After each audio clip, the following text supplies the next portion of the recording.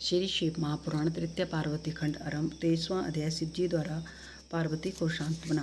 ब्रह्मा जी बोले, हे मुनीश्वर, इस प्रकार शिव जी को पाने के लिए जब पार्वती ने बहुत दिनों तक कठोर तप किया परंतु शंकर जी प्रकट न हुए, तब अपनी पुत्र तथा मंत्रियों के साथ हिमालय ने वहां आकर तप करने वाली परमेश्वरी पार्वती से कहा, हे पार्वती, रुद्र विरक्त हैं, इसी से तुमको दिखाई न पड़े, अतः इसके लिए तुम तप करके कुछ भी कष्ट न मानो और उठो, आओ घर चलो। तुम्हारा इस रुद्र से क्या प्रयोजन है जो काम को पहले ही जला चुका है। निर्विकारी शिव तुम्हें ग्रहण करने नहीं आवेंगे।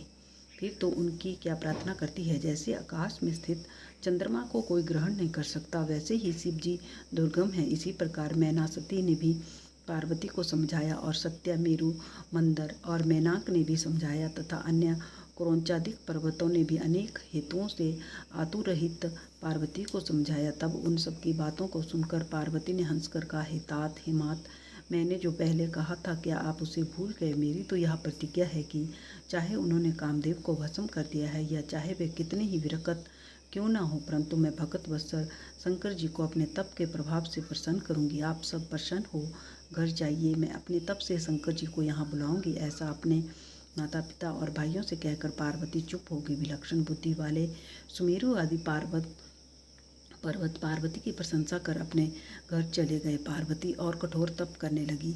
अब उनकी तपस्या से चराचर त्रिलोकी और देवता तथा असुर संतप्त हो गए। इंद्र आदि देवता बृहस्पति जी से विचार कर मुझ ब्रह्मा की शरण आए। बड़ी स्तुति की। मैंने हृदय में शंकर जी का स्मरण कर पार्वती के तप पर विचार किया। विषभ को दगत जान मैं उसे विष्णु जी से कहने के लिए क्षीर समुद्र में उनके पास गया। विष्णु जी ने कहा, मुझे सब ज्ञात है, मैं आप सबको साथ ले शिव जी के स्थान पर चलता हूँ। पार्वती के पाणी ग्रहण के लिए महादेव जी से प्रार्थना करूँगा, इससे लोगों का कल्याण होगा। जैसे भी होगा पिनाकधारी को इसके लिए उद्यत करूँगा। तब देवताओं ने कहा, महाराज आप जाइए, पर हम लोग तो नहीं जाएंगे, क्योंकि प्रतापी शंकर के भयंकर क्रोध से कोई बच नहीं सकता। काम को उन्होंने भस्म ही कर दिया है। विष्णु ने कहा, नहीं, तुम लोग डरो नहीं, शंकर भगवान तुमको भस्म नहीं करेंगे। सब लोग विष्णु जी के साथ पहले उस स्थान में गए कि जहाँ पार्वती तप कर रही थी। उन्हें साक्षात सिद्धि स्वरूप समझ सबने उनकी प्रशंसा की। फिर शंकर जी के स्थान पर गए। देखा तो योगासन पर बैठे हुए परमेश्वर शंकर अपने गणों से परिवेष्टित हैं। फिर तो सिद्धों, मुनियों और देवताओं तथा विष्णु जी सहित मैंने भगवान शंकर को प्रणाम कर वेदों और उपनिषदों के सूत्रों से युक्त उनकी बड़ी स्तुति की है। ओम नमः शिवाय।